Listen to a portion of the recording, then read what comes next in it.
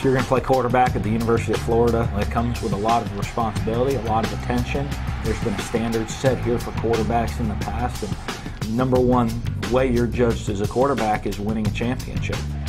Fake from Leak, now Chris throwing it for Cornelius, who's got it, touchdown! You're going to be in the spotlight a lot, as you're going to be playing for SEC and national titles. Leak throwing, he's going deep for Chad Jackson, he's got it! Shane Matthews, Danny Werfel, Rex Grossman, I mean, that's how you're judged. There's some programs that you're judged by much lesser standards. Every other quarterback that comes to Florida, you have to compete.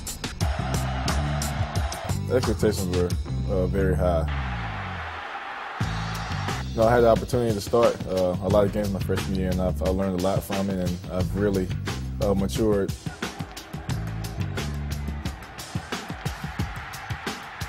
I think people set unrealistic expectations, but a lot of people made a lot of quick comparisons and dubbed him the savior. But I think he handled it well. All the ups and downs, he pretty much stayed the same and kept a great attitude. On top of the expectations, Leak was forced to deal with coaching changes midway through his career at UF and constant criticism by both the fans and the media due to his failure to deliver a championship to the title-hungry Gator Nation.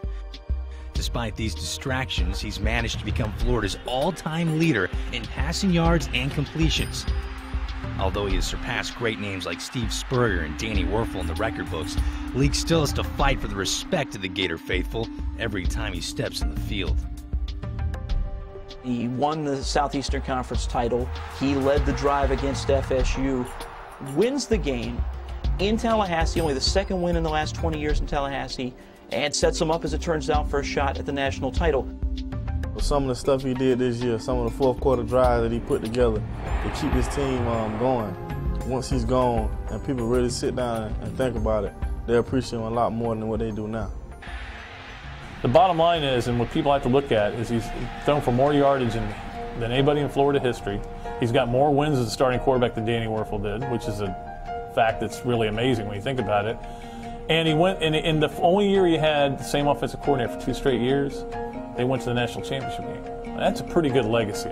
I'll tell you what, if he can find a way to win on January 8th, he'll be remembered as one of the all-time greats ever to play here. But winning an SEC championship in his senior year, I think will allow people to look and say, you know what, he was a pretty special guy. He won a championship for the Gators. Be able to get a win in that game, that'll just make it even more special, because that all the hard work and the playing through adversity, fighting through adversity throughout the season, throughout the years that I've been at Florida is really paid off.